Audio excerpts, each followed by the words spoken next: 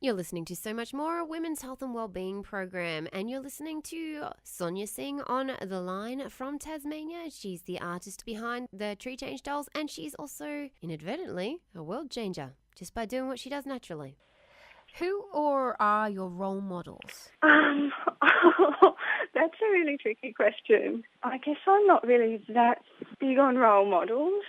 When I was growing up, it was mostly, I don't think I was really exposed to as much pop culture and things as other kids. And definitely like these days, kids are exposed to so much more as well. So I think my role models were really just my parents and family and people who I knew.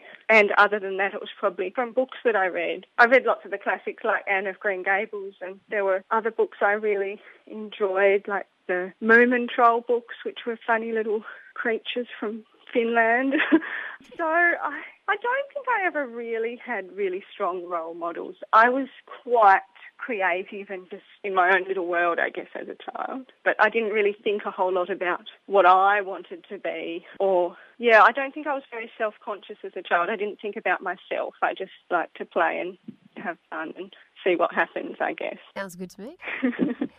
What is the process around dealing with charities? Oh, well, I started supporting charities when I went viral because I really just felt like I was getting all this attention and I didn't even have a shop set up or anything to sell at that stage. I'd remade about 10 dolls and I was getting so much attention. So together, my partner John and I decided that to try and do something useful with all this attention, we would support the IWDA, the International Women's Development Agency. And then I put some dolls up on eBay to auction them because I was curious really to see how much they would go for, and so I did that for charity, and those dolls went for well over $1,000.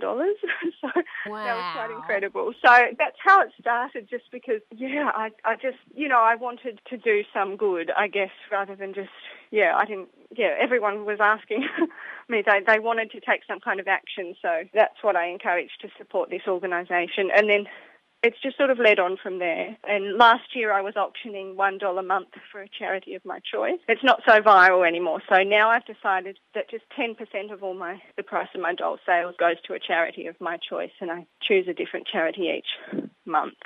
So usually something to do with improving children's lives worldwide. This next group of dolls I'm selling in December, I'm supporting Plan International Australia and their program Because I Am a Girl, which is specifically aimed to improve girls' lives around the world. And another sort of area that I really support is looking after our environment. So I support Greening Australia and the Tasmania Land Conservancy as well, that buys up pockets of land that have endemic species that need to be protected, and they use that money to actually buy the land so it can be preserved for future generations. It's kind of sad that it needs to be bought in order for that to be kept safe, isn't it? Yeah, but the model of that organisation has actually been really successful, and it's actually a really good way of protecting that land. Yeah. And Tasmania does have a lot of, endemic plant species and as well as animals as well. Yeah. So it's a really unique area of the world down here in Tassie that we have. What sorts of challenges have you faced around promoting the dolls? Oh, well, promoting the dolls is probably something that hasn't been challenging. They've just sort of promoted themselves. Yeah, because it just went viral, and then so I have more promotion than I could ever want. I guess my problem has been more about what people's expectations are and what they're getting out of it. So when people see this and they write to me and they say, I want a doll, like how I sort of meet that demand, because I'm not a factory, I can't make that many dolls. And I guess I could have got other artists to paint more dolls with me and got some other craft people to knit the clothes and everything, but it really does take a long time. And I'd have not to pay them. Yours, I suppose. I'm not going to set up a sweatshop. So I do sell my dolls for a decent amount of money because they take a lot of time and effort.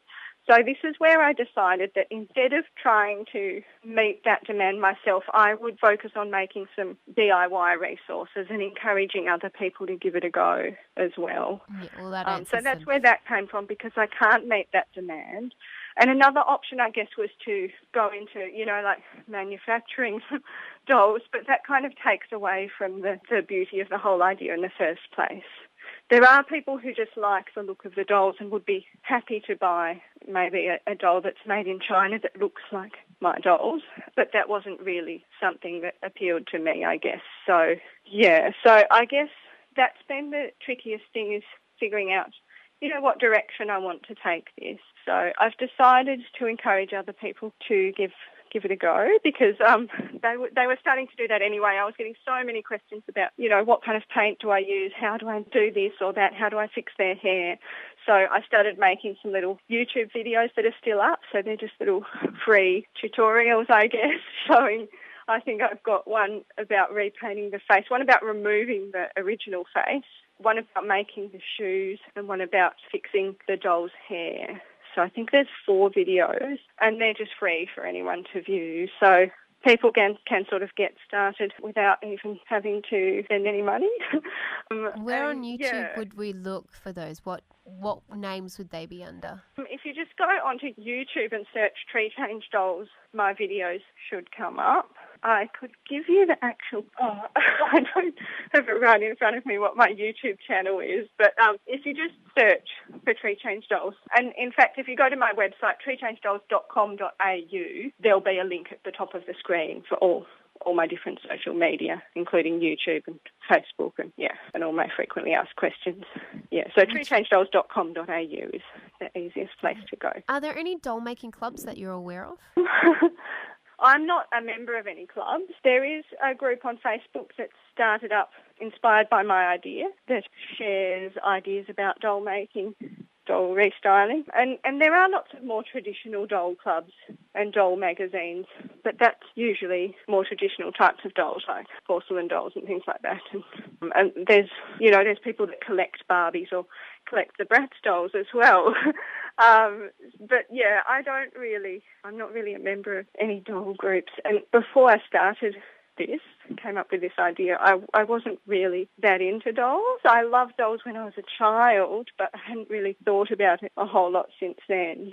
But because I'd had my own little daughter, I guess I started thinking a bit more about toys and remembering all the toys I used to love to play with. So, it just led on from there. But, I just sometimes get requests from people that I can't really answer about, that they've got an antique doll and do I have any contacts about how they could get that doll fixed. But, I'm not really the person to go to for those kind of requests.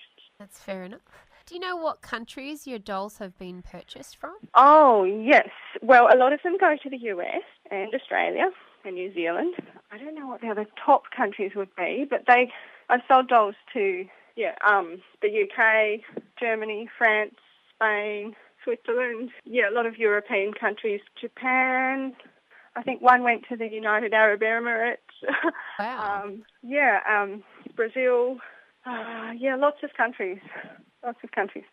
And if I look in my Etsy shop, I can bring up a little map that shows where all my sales have been, but that includes the downloaded knitting patterns and the downloaded guide, DIY guide. But that shows quite a spread, so it's really, really interesting to see.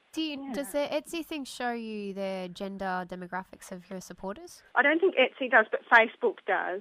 And I have to say that the demographics are about 95% female for my followers on Facebook. Let's take another break and we'll come back after these messages from our fantastic sponsors.